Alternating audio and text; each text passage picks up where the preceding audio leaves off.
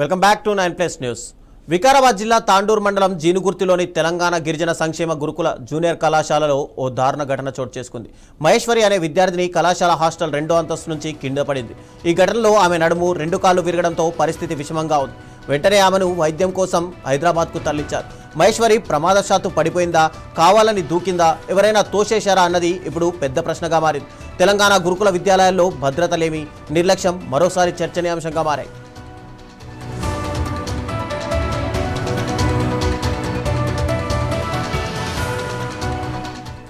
ఈ ఘటనపై పోలీసులు విచారణ ప్రారంభించారు. నిజానికి గత కొద్ది కాలంగా తెలంగాణ గురుకులాల్లో వరుస సంఘటనలు ఆందోళన కలిగిస్తున్నాయి. 2024 ఫిబ్రవరిలో ఆదిలాబాద్లో తోడసం మహేశ్వరి అనే విద్యార్థిని మృతి చెందితే, నవంబర్ 2024లో కుమరం భీం ఆసిఫాబాద్లో ఆహార విషాదంతో శైలజ అనే విద్యార్థిని చనిపోయింది.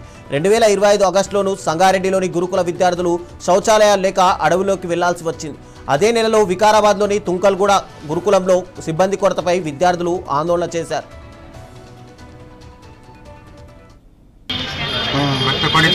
कैसा है, क्या हुआ अब? क्या हुआ पता नहीं। मारा क्या लगे? दो पैर टूट गया। दो पैर टूट गया। कंबर टूट गया। अब हैदराबाद ले जा रहे? हैदराबाद ले यहाँ डॉक्टर कुछ भी नहीं बोले? वो उधर लग गया, उधर जाने के लिए बोले। क्या नाम है बच्ची का? महेश्वरी। हाँ? महेश्वरी। महेश्वरी। तुम्हारा नाम? सुनीता। सुनीता। तुम कहाँ वाले? तुम कहाँ वाले? मेलवार। तुम भी మైల్వారి? హాస్టల్ పైన పోయి 2 గంటల తర్వాత మాకు ఇన్ఫర్మేషన్ వాళ్ళు టీచర్ వాళ్ళు 12 గంటలకు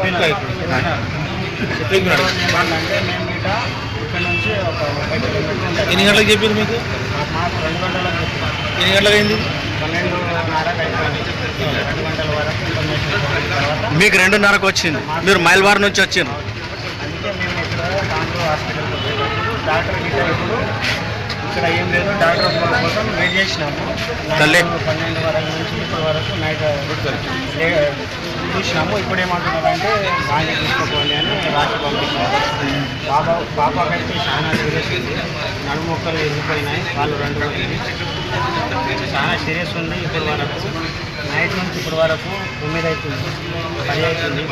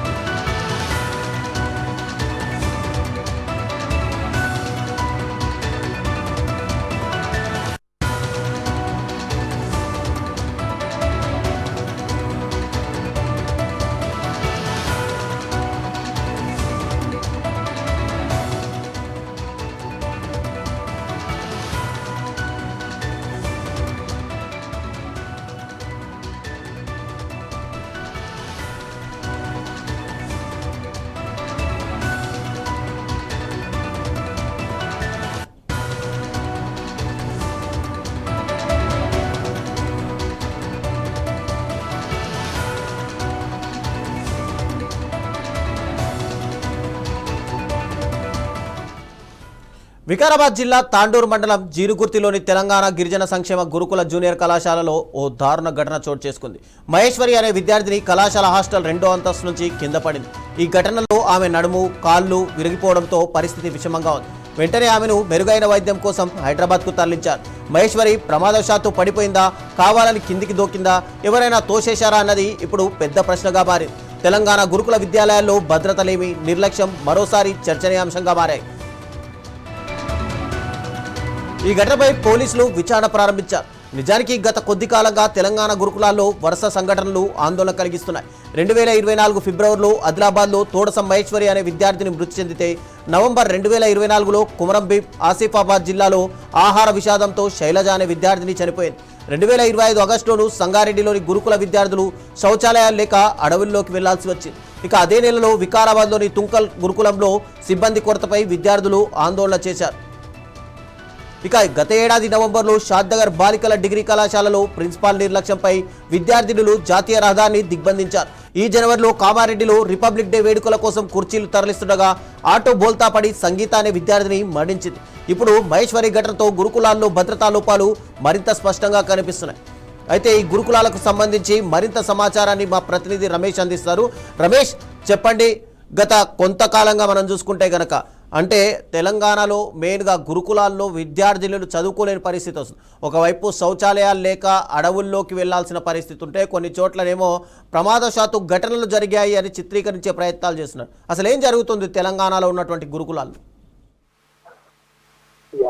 ఏదైతే వికారాబాద్ జిల్లాలకు సంబంధించి కాలేజీ రెసిడెన్షియల్ కాలేజీలో ఒక బాలిక అయితే పైవంతస్తు నుంచి కింద పడిపోయింది. రవిచంద్ర అమ్మాయికి మాత్రం గాయాలు అయ్యాయితో పాటు నడుము కూడా డ్యామేజ్ అయినట్టు వస్తుంది. అయితే ముఖ్యంగా ఏదైతే రెసిడెన్షియల్ స్కూల్స్ వాళ్ళు ఎడ్యుకేషన్ బాగుంటుంది, పేద మధ్యతరగతి కుటుంబాల పిల్లలు అక్కడ ఎక్కువగా చదువుకుంటున్నారు. అట్లాగే గవర్నమెంట్ అనేది ఫెసిలిటీస్ ఇస్తుంది, రెసిడెన్షియల్ ఫుడ్ కానీ అట్లాగే షెల్టర్ ఇస్తుంది, ఫ్రీ ఎడ్యుకేషన్ ఉంటుంది.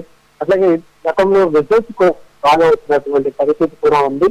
కానీ రాబోగానే రిజల్ట్స్ సంబంధించి క్వాలిటీ ఎడ్యుకేషన్ తో పాటు విద్యార్థులకు సంబంధించినటువంటి ప్రచారాలకు వచ్చినట్టుగా అర్థమవుతుంది. ముఖ్యంగా బాలికలు పోల్చుకుంటే బాలికలకు మరింత ఎఫెక్టివ్ మెజర్మెంట్ పాటించాల్సి ఉంటుంది. సెంటర్ సెక్యూరిటీ కూడా ఇవ్వాల్సి ఉంటుంది. వార్డెన్ తో సెక్యూరిటీ ఉండాల్సి ఉంటుంది. నైట్ టైం 2 సెక్షన్లో సెక్యూరిటీ కానీ సేమ్ టైం జెంట్స్ లేడీస్ కూడా వార్డెన్ గా నియమించేటువంటి అది కూడా ఉంది. ఎక్కడ ఫుడ్ కు సంబంధించినటువంటి విషయాలతో పాటు టాయిలెట్స్ కు సంబంధించిన అంశాల్లో బాలికలకు కొంత ప్రమాదకరమైనటువంటి పరిస్థితులు ఉన్నాయి. ముఖ్యంగా గవర్నమెంట్ మీద భరోసాతో ఏదైతే స్కూల్స్ చేర్పిస్తున్నటువంటి తల్లిదండ్రులకు మాత్రం రమేష్, థ్యాంక్ యూ.